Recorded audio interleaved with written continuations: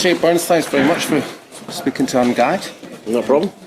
First question I have for you comes from Neil Scott, and his question is, I was a teenager in Banbridge in the late 70s and early 80s, and I'd like to know what you and the band saw as the place of political punk in Northern Ireland at the time. I know as someone with Catholic friends, I came from a unionist family, that SLF went across the divide. I had nationalists and Republican friends, I had young UDR part-timer mates who loved the band. Did you know you had that sort of reach? We always hoped we had. I mean, basically, as far as we were concerned, you know, the whole sectarian thing was nonsense, and you know, it didn't make any difference to us at all. I mean, we always quite famously said that there were Catholics and Protestants in the band. It didn't make any difference to us. We obviously always hoped we had, you know, that sort of audience. I mean, you know, people have made probably a bigger thing of it in hindsight than was actually made at the time. I mean, you know, basically, you know, people made a lot of claims for punk in Northern Ireland that it brought both sides of the community together, but that's not strictly true. I mean, you know, when Rory Gallagher would come and play during the Troubles, people from both sides of the community would go and watch him, and you know, there was no division in the hall, and nobody knew where anybody came from, and nobody cared. We were just there to see the band. Yeah. And I mean, I think the only real difference that it manifested itself was the fact that we were doing it for ourselves, which meant instead of just going to watch a show, we were coming together to actually work together. I mean, it would never have occurred to me to ask anybody, you know, where they came from. But yeah, I mean, it's nice to know that we did. You know, anytime you hear that stories like that, where you know it did reach across the community, then that's something obviously that, like I said, we were aiming for. So was Rory Gallagher someone that you went to see yourself? Yeah. Growing up? Yeah, it was the first show I ever saw was Rory at the Ulster Hall. So he very kindly came and played on a record for us many years later. And after we'd finished and we went for a drink, I said to him, it's about time actually you came. We're on one of my records because I was on one of yours. And he sort of looked a bit confused for a second, and he said, what are you talking about? I said, well, I was in the audience on the Irish tour. We're in Glasgow today, in Scotland. I think when we think of the Ulster-Scots tradition and culture, the first thought a lot of people have is quite a regressive one. They think of the Orange Day Parade, but there's a lot of richness and radicalism in the Ulster-Scots tradition. I always find Northern Irish culture very difficult because it's, you know, it's such a divisive place to grow up in. You know, people, and also because people there tend to cling to the traditionally more virulent strains of the culture. You know, it is either, like you said, the Orange Parades, or it's the Easter Rising on the other side. They don't really tend to concentrate as much on perhaps the cultural, and by that I mean, you know, the poets and the writers and the musicians, as they probably should do. So, you know, it's probably something I should look at more closely, but really, like I said, it was just something that was there when we grew up. In fact, to be honest with you, the only real sort of impact that any sort of Ulster Scots had on me growing up in Belfast, because I mean, Belfast, it's not really there. I mean, it's more places like Ballymena and further, you know, to the north and northeast. Basically, it was all sort of the Presbyterian councils that closed all the swings on a Sunday that was impacted more on your life as a kid, you know. Yeah. Again, you know, in America, I mean, the Irish culture, when it's perceived at all, is all very much Southern Irish culture. So that's very much what's concentrated on. You obviously played the St Patrick's Day shows in Glasgow. Yeah. Is there an assumption, do you think, that there's a Republican edge to that? I would hope not. I mean, you know, realistically, we used to do them in London, and the only reason we moved to Glasgow was because one year the Pogues couldn't do it. Right. They had been previously doing Barrowland, as far as I know, on St Patrick's Night, and we got a phone call saying that for whatever reason they couldn't make it that year, and I don't think we had anything booked that particular year. And would we like to do it? And we came up and we had such a great time. I mean, we've always had an affinity with the Glasgow audience anyway. I think because there are so many similarities. And, you know, everybody always focuses on, oh, well, yeah, it's got the same sectarian problems as Belfast, which, yeah, I mean, to a degree it has, but that was never what I saw as the main thing we had in common. I mean, they're both very working class cities. They're both very much grounded around like shipbuilding tradition and stuff like that, and that was more what I saw we had in common. So yeah, I mean, we've always had an affinity with the audience. I mean, when we first went and did the St Patrick's Day thing, it seemed to take on a life. Well, it has since then taken on a life of its own. Because it's already sold out. It has already sold out, which is incredible. You know, last year was our 25th St Patrick's night in a row, and we kind of thought that would be like that would be the one that would sell it quick. That would be the big one. And I think it sold out in like 2 days. It was something crazy. We sold like the first 1,000 tickets went in the first 2 hours or something crazy like that. Which was just amazing.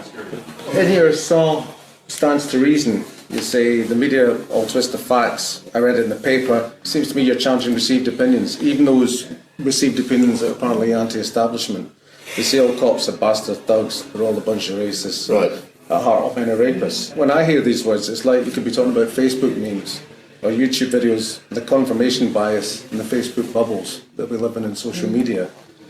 Do you think that the ease of clicking and sharing information, or whether it be truthful or not these days, makes people more extreme in their political views? I think so. I mean, because when that was written, it was actually our manager Gordon who wrote that. He and I wrote a lot of songs together. We were getting that just from newspapers, television, and people you met in the pub. I mean, now, like you said, thanks to the internet, it's like everybody's suddenly a published author. Everybody's got an opinion, and it's everywhere all of a sudden. It's almost like, I read it on the internet, it must be true. Is it become the modern equivalent of I read it in the paper, it must be true. And also, I think even when we wrote the stuff then, the papers, by and large, there were a couple that were owned by the likes of it shows how long ago it was, Robert Maxwell and the Beaverbrooks and people like that. And I remember, Maxwell was held up as like this sort of villain. But, apart from sort of embezzling some pension money and running a football club into the ground, he's not exactly a villain compared to what Murdoch's done, When you see, it's careful what you wish for, get rid of this guy Maxwell, he's just wait till you see what's coming next, And I think that's the other thing is, somebody like Murdoch, for example, is, he owns not just newspapers the world over, he controls TV, radio stations, and a station like Fox News in America, it's a misnomer for them to call themselves a news channel. It's basically an opinion channel. But because they frame it as a news channel, people buy it, and it is equally disparaging on the other side. It's almost impossible to know where to go to find the truth. Even the BBC have been tainted, so it's like... Yeah. And you kind of always saw them as the last bastion of, I think there's a sort of knee-jerk reaction on the internet, especially social media, to sort of bash the BBC. But, again, I remember when the whole Savile thing came to light. Totally nothing to do with that at all, but somebody got in touch with me through Facebook and he made a point, and it was a guy I used to work with. So I reposted it and said, I've known this guy for years, and yada yada. And somebody said, how do you know him? I said, we both worked together at Radio 1. And suddenly it was like, you must be a paedophile then, and so was you. Yeah. I said, what the fuck are you talking about? It was like, suddenly everybody must have known what was going on. It was like, have you got any conception of how big the BBC actually is? But that was because the way the media reported everything, it suddenly became, everybody that works in media is involved in this somehow. And, it still carries on. Even today, it's like now something like I read, I think yesterday or maybe it was this morning, there's something like 55 football clubs have now been dragged into this thing as well, man. It's like, so of course now it's going to be, every footballer must be involved in it as well. It doesn't work like that, But again, like I said, because of the way everybody now can broadcast their opinion worldwide, which is is fine, and it's I suppose it's the logical conclusion to free speech. But it becomes harder and harder and harder to actually ascertain what actually is real and what isn't. I think production values as well of sort of self-made YouTube videos and websites resemble. That's the other thing, yeah. The rise of desktop publishing and all that stuff is something you can look very, very professional, and it's very easy to pull the wool over people's eyes. Absolutely. Well, you were mentioning there your lyrics have been co-written with your manager and I believe flatmate. We shared a flat for like 11, 12 years, something like that. Neil's got another question here which says some of the songs were overtly left-wing, Brave I Think for Troubles and Cold War Immersed Northern Ireland. Did you see yourself as being on the left wing? I still do. Both Gordon and I were definitely, that's where our sympathies lie. And it's one of those, those strange things. I can't remember who coined the original quote, sort of if you're not a socialist at 28, you've got no heart. If you're still a socialist at 48, you've got no brain. Right. So you're challenging part two. I'm if anything, I'm becoming more left wing as I get older. You know. So yeah, and it's a hard place to be. It's a hard place to try and be a socialist is to live in America, because you say the word socialist and they immediately assume you're a communist that want to blow the White House up. You know. But you know, again, trying to explain to them, particularly folk that are in, you know, I mean, I'm not a wealthy man by any stretch of the imagination, and nor most of the people I know. To try and explain to them that things like, you know, the Affordable Care Act or Obamacare, whatever they want to call it, is actually good for people that have got no money, and the people that have got no money are the ones that are voting against it, because it's the American mindset is designed in such a way that the Republican Party managed to go to the people that would benefit most from this, and these are the people that, you know, swung behind Trump in large numbers. I'm talking about sort of people in, you know, the really poor rural parts of the country, like West Virginia, places like Louisiana, Alabama, Tennessee, places like that, and went to these people and said, you know, so what do you think of Obamacare? Well, first of all, they weren't predisposed to the president anyway, because he was black.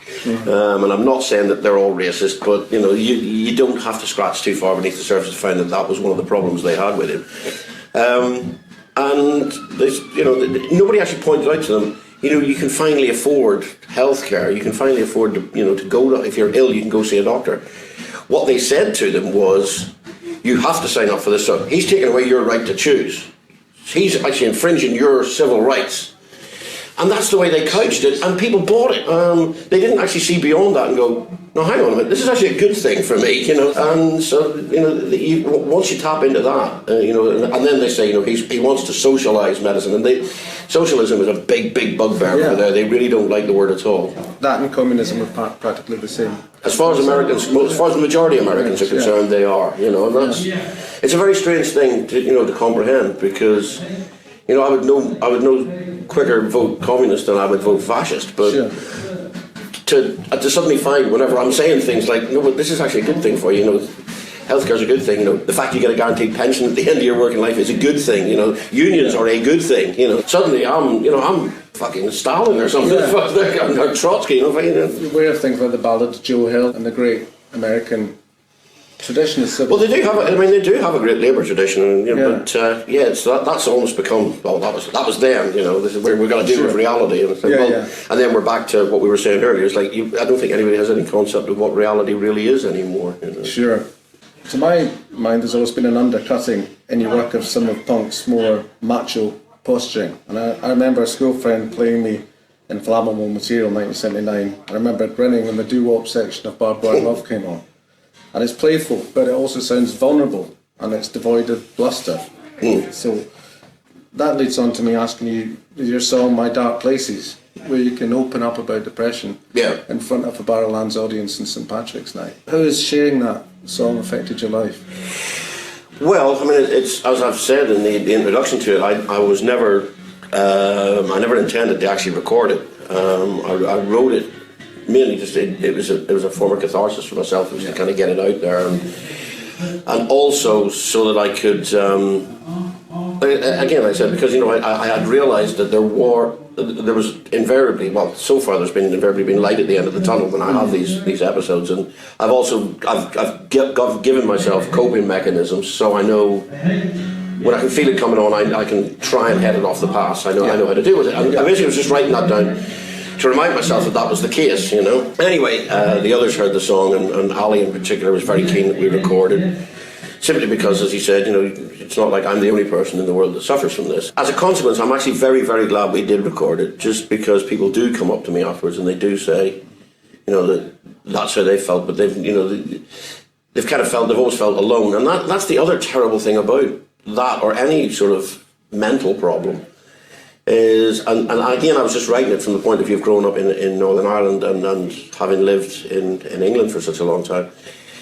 The minute you mention that you've got some sort of mental problem, there's a stigma attached to it straight away. You're almost embarrassed to talk about it. It's like, and I guess that probably is part of the machismo thing, because it's like you don't want to talk about it because you somehow seem to be somehow less of a man, and so you don't just suck it up and get on with it. But if you've got a gammy leg or something, that's fine. I mean, if you've got a broken leg, well, that's, you're one of the boys, aren't you? You know, that's fine. Well, again, I think people can see that. They know how to deal with that. Yeah. You know, this is just something that's inside. It's an imbalance. And the slightest thing can set it off, or, you know, in fact, it might not be anything that I even recognise as setting it off. I just suddenly feel myself sliding into it. You know, my wife, being American, Americans are big believers in therapists. So she was like, you ought to go see somebody. So I did. I went to see this guy, and, you know, I spent like $200 an hour, and this bloke spent the first half hour going through his pockets trying to find the little scraps of paper he'd written my notes on. It was all very disorganised, and so I'd spend the first half of it telling him everything I'd told him the first couple of times. I thought, this is a waste of fucking time and money, you know. But I did realise that talking about the problem was helping. So then I just started talking to my wife, and I started talking to friends about it. And I noticed that people actually weren't sort of jumping away from me and going, oh. They were actually taking time and going, really? When did that start? What's the problem? And they start, even if they weren't qualified and couldn't say, tell me about your childhood or whatever, the fact that I was able to just sort of, articulate the problem and put it out there made me start to deal with it, and made me start to think about it, and made me feel better. And I think that was the one, and it's not exactly a eureka moment, but that was my main. What I took out of the whole thing was that suddenly it was okay to talk about it, and it really did help.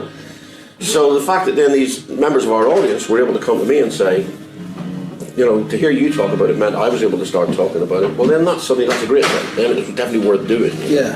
Isn't that something where there had been an imperceptible shift where people, maybe 15 years before, that wouldn't have been possible? Or I would hope so. I mean, certainly my dad would never have done it. It's definitely a generational shift.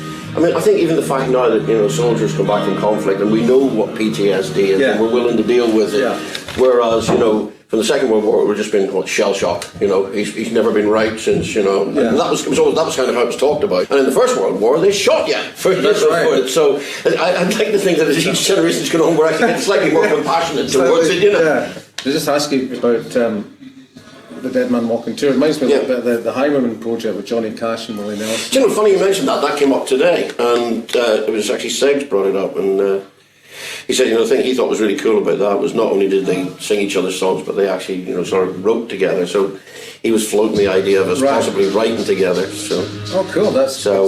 I don't know yet. I'm the world's slowest writer, as was evinced by the fact that our last album took 11 years to put together. So, but it was very successful. It was. So for which many thanks. Excellent. And I'm sorry it was so rushed. Well, that's thank you for coming through. I really appreciate it, Jane. No problem. Thank you. Have a good.